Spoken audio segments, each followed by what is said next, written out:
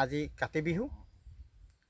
আজি কৃষকৰ এটা ডাঙৰ উৎসৱ, কৃষিভিত্তিক বিহু কাতি বিহু।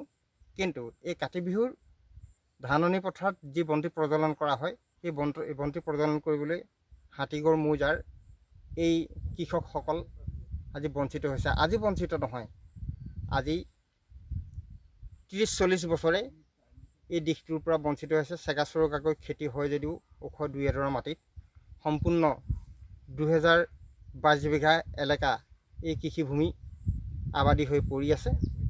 ইয়াৰ মূল কাৰণটো হৈছে পানীৰ সমস্যা, বানপানীৰ সমস্যা। অলপকৈ হ'লেও বিভাগে নিয়ন্ত্ৰণৰ ব্যৱস্থা কৰিছে যদিও তেখেতসকল বা আমি কৃষক উপকৃত হ'ব পৰা নাই। ইয়াৰ কাৰণ হৈছে কৃত্ৰিম বানপানীৰ সৃষ্টি হৈ পেলানি আমাৰ কৃষিভূমিসমূহ পানীয়ে ডুবাই ৰাখিছে।